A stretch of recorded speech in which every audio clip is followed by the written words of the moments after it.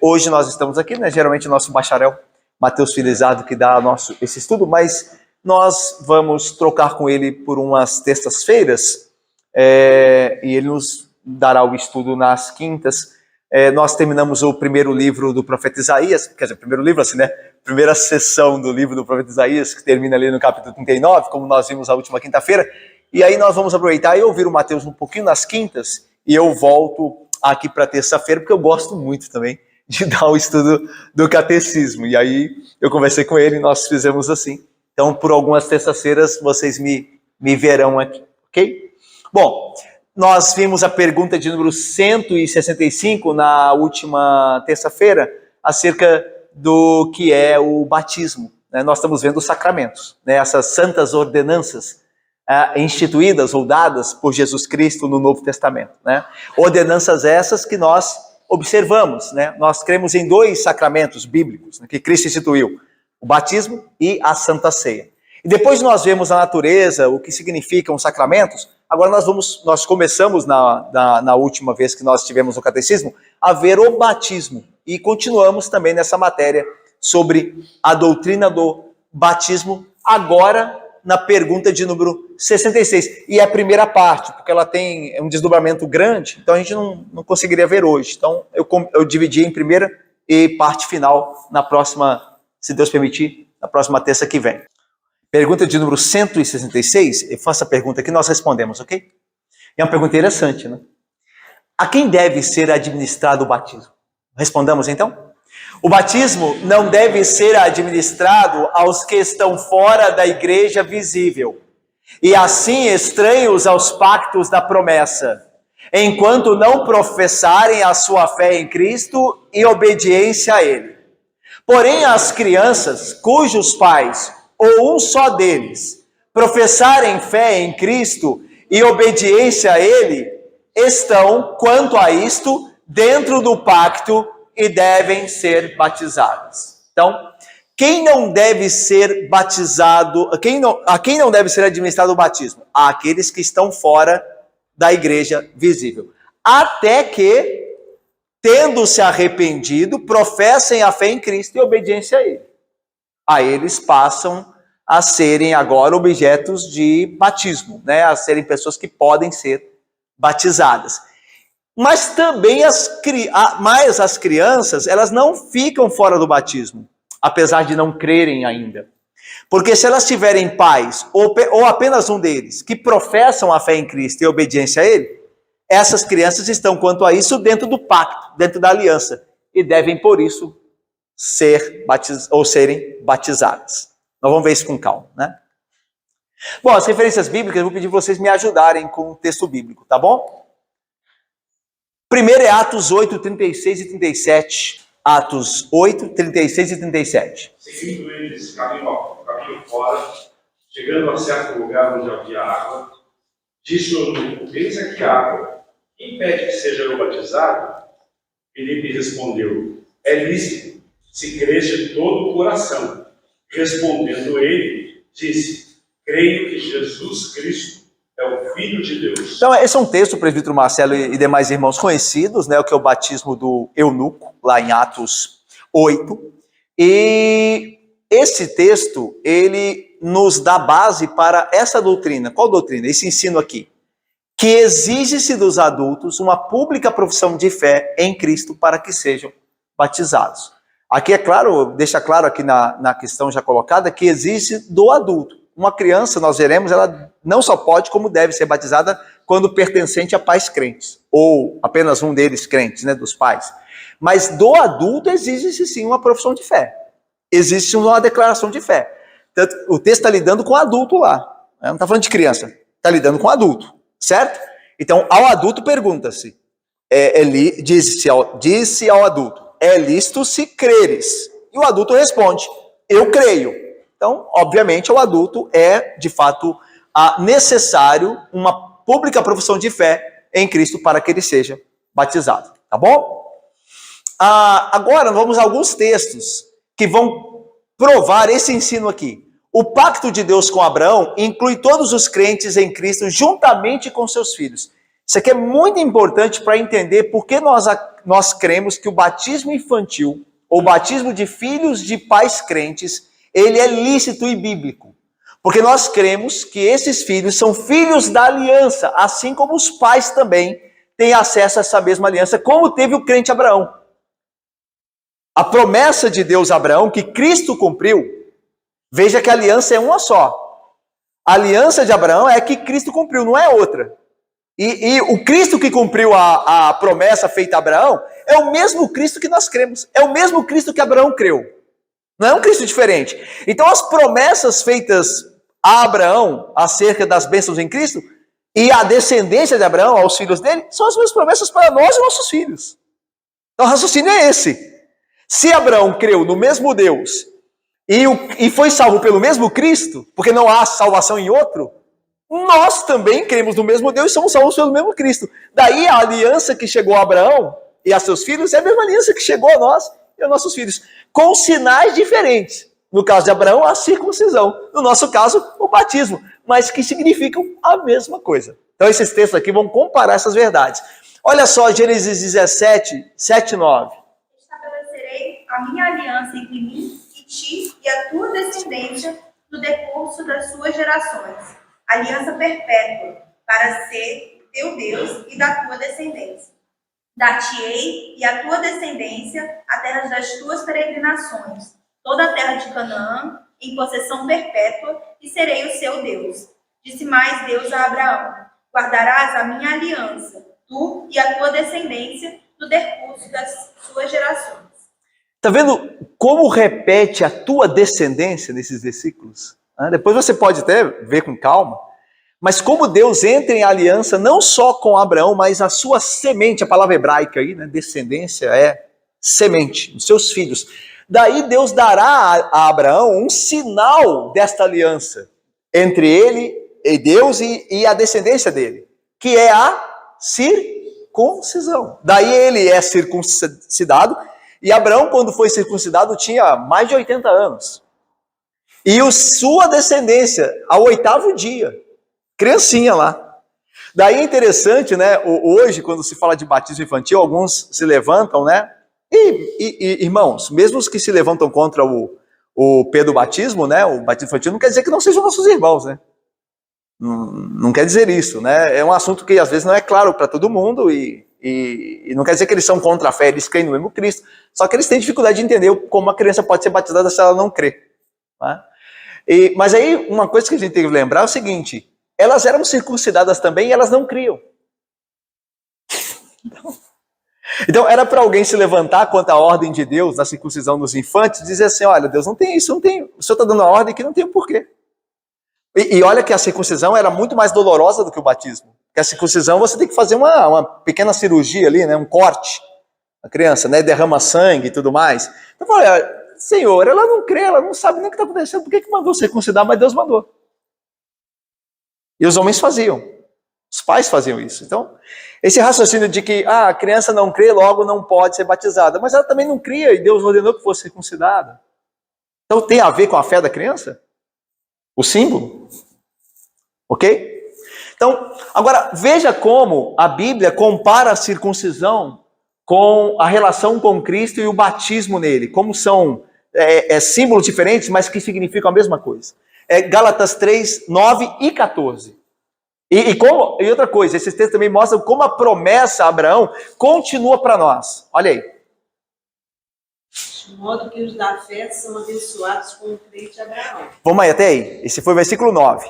De modo que os da fé, Paulo está falando de nós. Paulo está falando para os crentes do Novo Testamento, que são os da fé, os que creem em Cristo. De modo que os da fé são abençoados com o crente Abraão. Ou seja, não houve uma separação das bênçãos prometidas a Abraão, da aliança com Abraão. Eles são abençoados com Abraão, juntamente com ele, porque a aliança é a mesma. Ok? Vamos lá, 14. Para que a bênção de Abraão chegasse aos gentios, em Jesus Cristo, a fim de que recebêssemos pela fé o Espírito prometido. Para que a bênção de Abraão, está ligando lá a promessa de Deus de abençoar Abraão e a sua descendência, chegassem também aos gentios por meio de Cristo, chegasse a nós somos os gentios, os brasileiros que creram em Cristo. Então, essa bênção de Abraão, qual bênção? Entre tantas bênçãos, há de Deus ter um pacto com ele e seus filhos. Essas bênçãos chegam a nós, gentios, por meio de Cristo. Então, não teve anulação da bênção, da aliança, melhor dizendo, que a bênção está ligada, né? A aliança traz bênção. Não houve anulação. É a continuação disso, na sua plenitude em Cristo. Porque antes era só dos judeus, agora é dos gentios também. Então, há plenitude nesse sentido. A aliança alcança mais pessoas em Cristo Jesus, dado logo que é uma aliança superior, ou seja, muito melhor, né, do que a antiga. Ok? Então, isso aqui é importante. Colossenses 2, 11 e 12. Nele também foi circuncidados, não por intermédio de mãos, mas no despojamento do corpo da carne, que é a circuncisão de Cristo, tendo sido sepultados juntamente com ele no batismo, do qual igualmente fostes ressuscitados mediante a fé no poder de Deus, que ressuscitou dentre os mortos.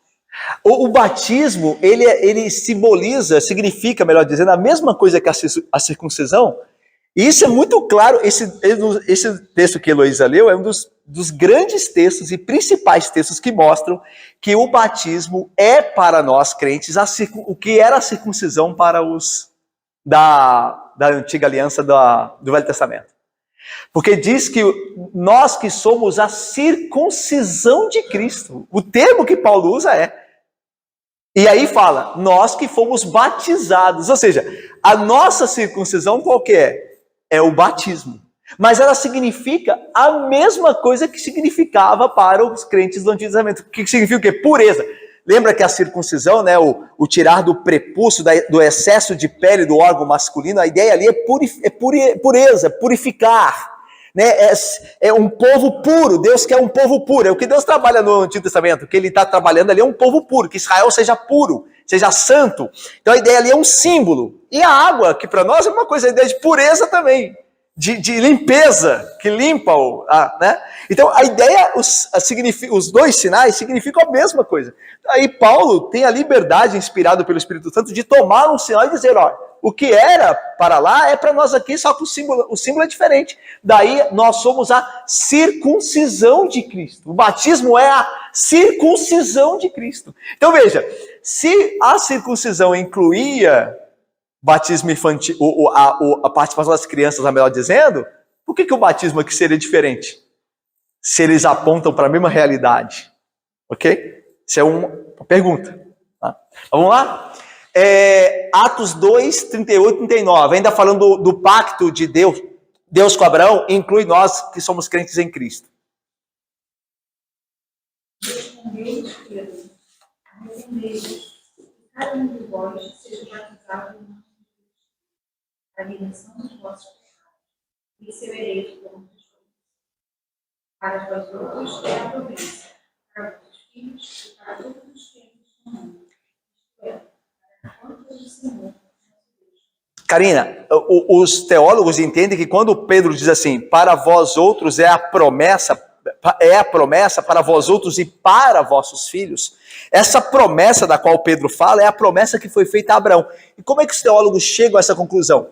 É porque quando fala é para vós e vossos filhos, está ligando a promessa, a aliança que Deus fez a Abraão, porque ele usa o mesmo termo. É para ti, a aliança entre ti e a tua descendência.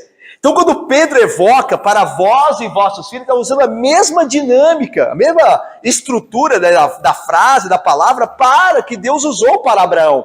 Então a ideia é de que a promessa, e Pedro está falando de batismo, porque naquele dia foram batizados, e diz, essa promessa de salvação em Cristo, no Messias, é a mesma promessa que Deus fez a Abraão. Lembra que a promessa que Deus fez a Abraão foi, entre outras, em ti serão abençoadas todas as nações da terra, do teu descendente. Então essa promessa é cumprida para vocês em Cristo, que foi dada a Abraão, e para os filhos de Abraão, como para os filhos de vocês também. É interessante que só uma questão aí desse texto, é que a palavra filhos aí, né, tecnóis, ou tecnos, é criancinha, né, criança, pequena. Então, o contexto é de batismo, porque Pedro vai batizar aqueles homens, e diz assim, essa promessa é para vós e para as vossas crianças, que pela fé, pela ligação no pacto em Cristo Jesus, vocês têm vida eterna. Então, essa é a ideia aqui. Então, você vê ligando Abraão, a promessa a Abraão aos crentes juntamente com seus filhos. E por fim, Romanos 4, 11 e 12.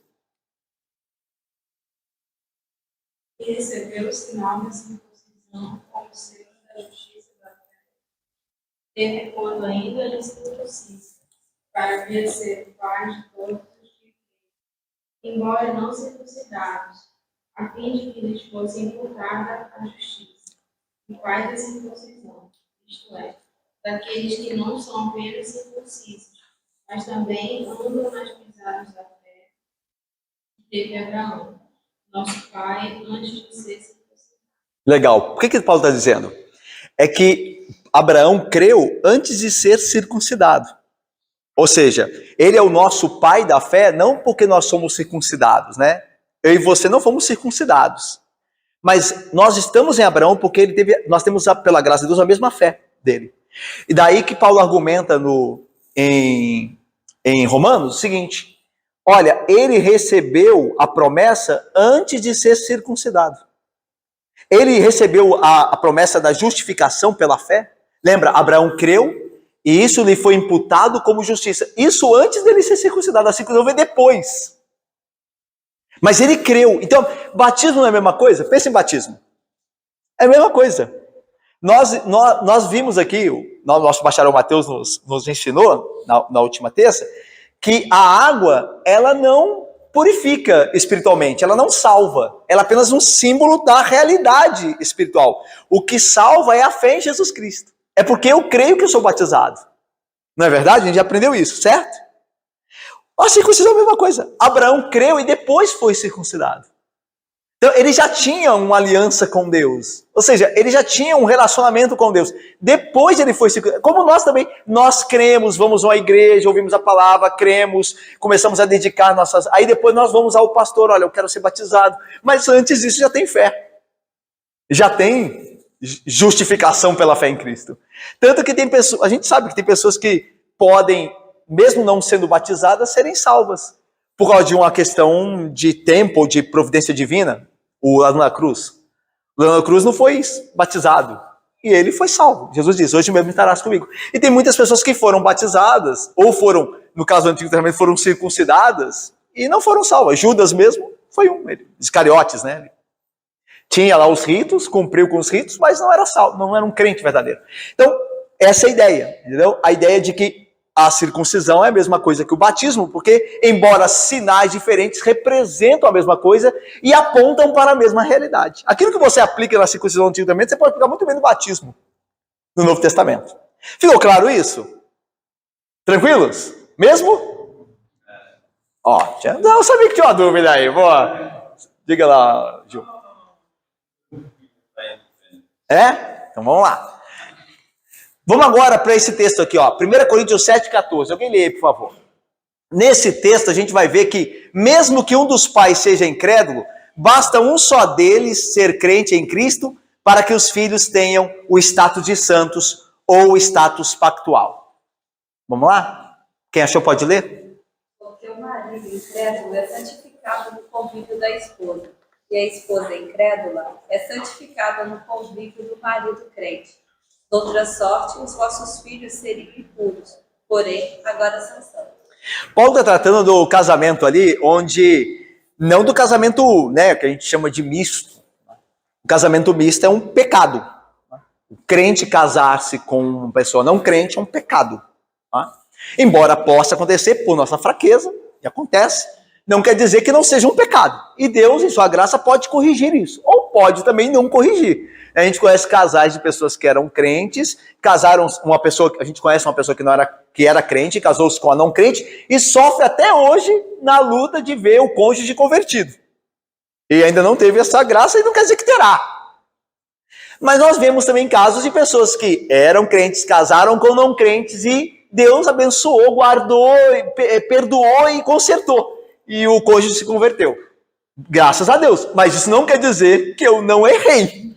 Eu errei. Foi Deus que consertou o caminho que eu fiz tortuoso. Então essa é uma verdade. Mas Paulo não está falando desse tipo de relacionamento aí. Qual relacionamento que Paulo está falando? Está falando de duas pessoas que eram não crentes e uma delas se converteu. Que aí não houve pecado. 2 crentes se casaram, não é pecado. Duas pessoas que não são crentes se casaram, não é pecado. Tá? Mas uma delas se converteu, já casada. E aí Paulo diz, este crente não abandone o não crente. Continue casado. A ordem é essa. Tá?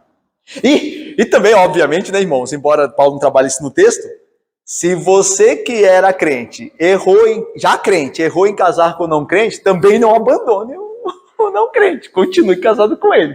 Tá? Embora Paulo não esteja tratando disso ali, a Bíblia diz que aquilo que uniu Deus, mesmo num casamento, mesmo que a pessoa tenha falhado no processo, o casamento deve ser guardado, deve ser imaculado, e deve ser preservado até o fim. Tá? Então veja, o ponto, mesmo que a pessoa sofra, né, o crente sofra com um cônjuge não crente, se arrependa, ele tem que continuar casado. Mas aí vamos lá, um se converteu, vamos voltar ao caso de Paulo, os 2 não crentes, um se converte já casado. Aí Paulo diz, não abandone. Né, se for a esposa, por exemplo, no caso de Paulo é a esposa se converteu, não abandone o marido incrédulo, porque o marido é santificado em relacionar-se com a mulher crente. De outra sorte, vossos filhos seriam impuros, mas são santos. Entender aqui, é importante entender que santos aqui, no texto de Paulo, em 1 Coríntios 7,14, não significa salvos. Porque tem gente que acha que é salvo ali, não é. Ali santo, lembra que a palavra santo, né, significa separado. Então a ideia de que o convívio com a mulher santa, a mulher crente, melhor dizendo, santifica o marido separa ele de coisas que ele provavelmente teria comunhão se ela não fosse crente. Então, ou seja, vamos supor, um marido casou-se com a mulher crente, e agora ele vai à igreja para fazer companhia a ela. Certo? Tem muito marido, isso acontece com muita gente, certo? Tem muitos casais. Ele é privilegiado e ele é santificado, separado em certas esferas, pelo convívio com a mulher santa. Ok? Deu para entender? Ele tem benefícios por ser casado com a... Mas não quer dizer que ele vai ser salvo. Também não quer dizer que ele não irá ser salvo. Mas não é a garantia. Deu para entender? Né? Porque senão a gente poderia fazer de casamento um meio ou um método evangelístico. Seria ótimo, já pensou? Você crente, casa com a não crente é salvo e pronto. É só a gente promover casamentos não de crentes com não crentes. Mas a gente quebraria uma. Então não pode estar falando disso. Ali, não está falando disso. Está falando de santificação como separado das influências do mundo por viver junto com a mulher que é crente. Mesma coisa, filhos. Os filhos também não são impuros. Por quê? Porque há alguém na casa, uma liderança ali na casa, mesmo que seja da mulher, né? Obviamente, né, submetido ao seu cabeça, mas a mulher é, como mãe, a liderança sobre os filhos. E ela preserva os filhos mais do que se os filhos tivessem uma mãe que não fosse crente.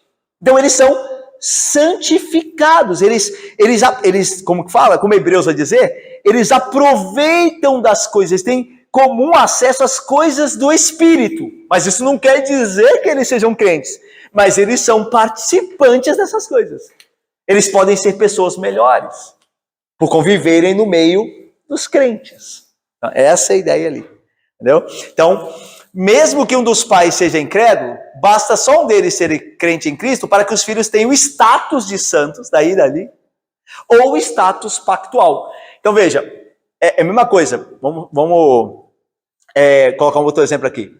Uma mãe... uma esposa, né? Ela é crente, casou-se com um homem não crente, e eles têm um filho, e essa mãe, essa esposa, quer batizar o filho dela lá na igreja. Ela pode, deve, biblicamente. Né? E aquele filho, ele já é um membro pactual, ele tem status pactual, porque ele nasce de uma mulher crente, como aquela mulher pertence a Deus, ele também pertence ao povo de Deus. Isso aqui tem que ser muito claro aqui. Não quer dizer que a criança será salva. Do mesmo jeito que não quer dizer que um casal crente apresente uma criança para ser batizada, que ela será salva. Mas significa que ela é membro do corpo, do povo pactual. Que ela está inserida nesse povo.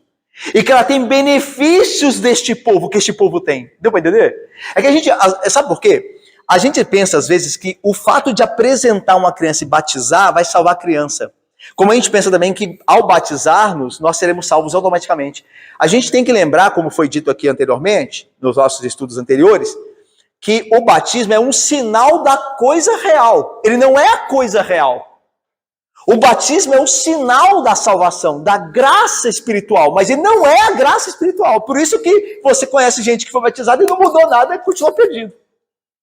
É porque o batismo é um sinal e não a coisa em si. Daí, quando eu apresento uma criança, eu não estou fazendo aquilo porque eu creio que aquela água vai salvar a criança. Mas eu estou conduzindo aquele meu filho a ingressar, como ele nasceu na casa de crentes, a ingressar no povo pactual e ter os benefícios desse ingresso. Deu para entender? Deu para entender? É isso que eu estou fazendo. Eu não quero que o meu filho fique longe da igreja. Com relação à salvação dele, eu vou criá-lo para ele crer em Jesus. Mas é uma coisa pessoal, a salvação é uma coisa pessoal. Ele depois, futuramente, vai professar a fé dele. Mas eu, como pai responsável, eu quero que meu filho tenha ingresso nessa comunidade pactual, que é o povo de Deus. Ele será beneficiado por isso. É aqui que ele será beneficiado. Agora, com relação ao que posição ele vai tomar adiante desses benefícios, é outra coisa, é com ele. Mas eu, como pai e como mãe, eu vou fazer esse movimento. Porque eu entendo que nasceu na casa de crente, nasceu na casa de membros do pacto ali, da aliança de Deus, participantes, ele também tem direito a isso. Ele tem inserido nesse pacto, nessa aliança. Deu para entender?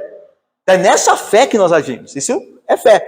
O batismo infantil tem mais a ver com a fé dos pais, né, do que com a fé de criança.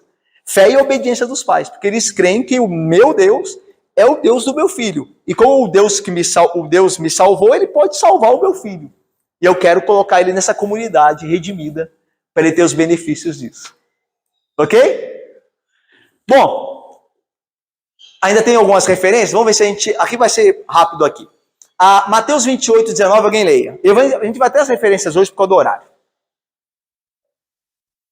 Então, aquilo que era 2 partes de estudo já se tornarão 3. Mateus 28, 19. E, portanto, fazer discípulos de todas as nações, batizando-os em nome do Pai, do Filho e do Espírito Santo.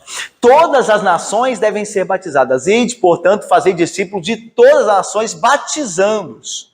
Então, é uma ordem uma ordem santa, um sacramento, né? O batismo de todos os homens devem crer e serem batizados. Né? Todos os homens, sem exceção. Isso é um convite a todos, né? Sem exceção. As crianças que foram trazidas a Cristo por sua aprovação para serem abençoadas por Ele.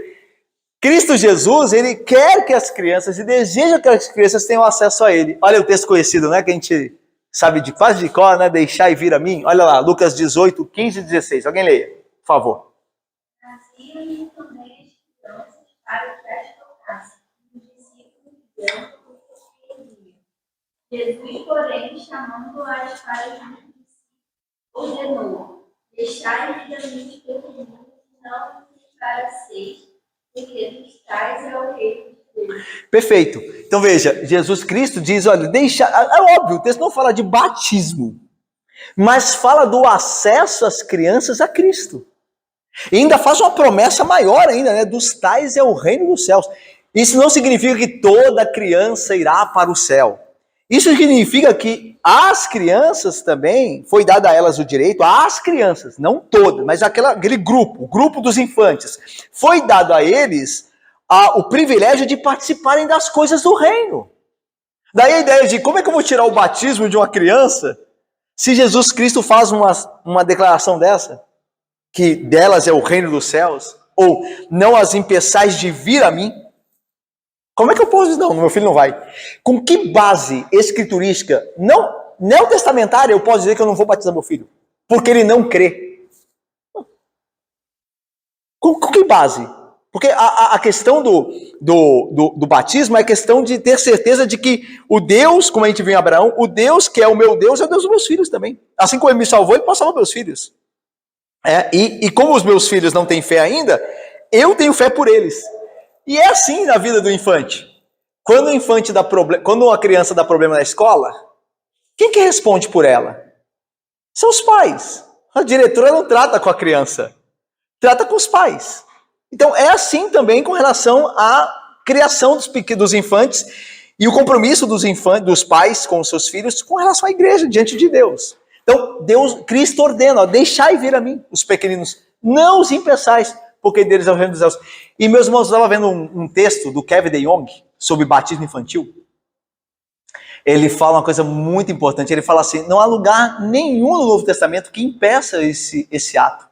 Ele diz que é interessante que o batismo infantil começou a ser questionado a partir do século XVI. Antes do século XVI, olha quanto tempo passou-se, né? A cristandade era unânime com relação ao... Assim, nunca tinha levantado nenhum grande debate sobre batismo infantil. E era para ter. Porque qual que é o comum do judaísmo passando por cristianismo? É que assim como eles circuncidavam crianças, eles façam o quê? Batizem! É o processo natural. Nós fazemos isso. Nós passamos para cá. Os símbolos diferentes significam a mesma coisa. Então, se nós fomos circuncidados e agora somos batizados, nossas crianças foram circuncidadas. Logo, elas são batizadas. Era para ter um grande debate. Era para ter um texto bíblico muito forte para quebrar, porque é uma prática muito comum. E não tem. E por que não tem? Porque os teólogos entendem, os teólogos pedobatistas entendem que foi passiva essa ideia. A continuação do rito. Em Atos, as casas são batizadas, né? Ele e toda a sua casa. Ela e toda a sua casa. Era muito difícil entender que toda a sua casa não incluísse crianças. Porque nós estamos num contexto patriarcal, onde as famílias têm muitos filhos. É o que se tinha. É muito improvável que em nenhum daqueles casos de Atos, e batizado ele e toda a sua casa, não tinha uma criança. É muito improvável.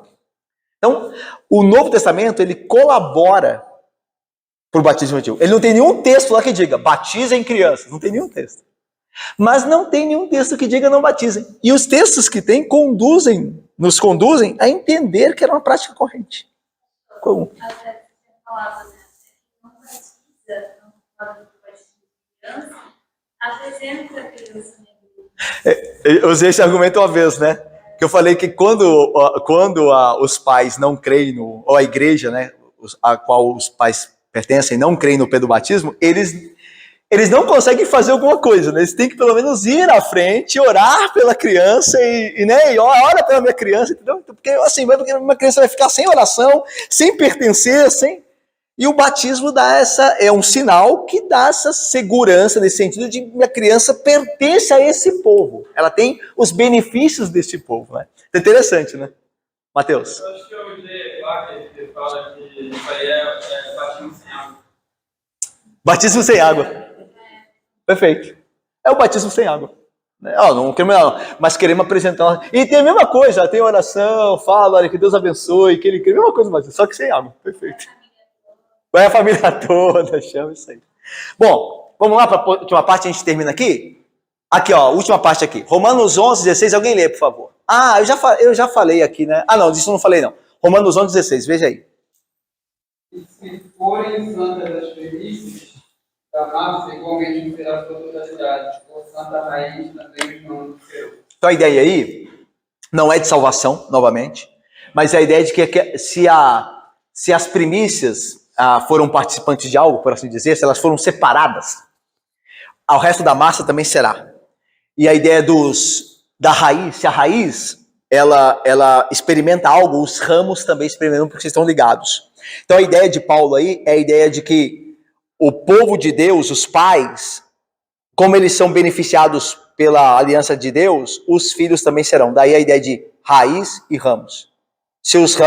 Com a raiz acontece isso, com os ramos também acontecerá. Então a ideia é de que se os pais pertencem ao povo da aliança, é justo e quase que orgânico, né? Segundo a ilustração de Paulo, que os filhos também pertençam à mesma família do pacto, à mesma família da aliança. Volto a dizer, isso não significa que os filhos serão salvos, significa que eles terão o benefício que terão por viverem no contexto onde Deus opera, a igreja, o povo dele, porque seus pais fazem parte desse povo com quem Deus tem uma aliança.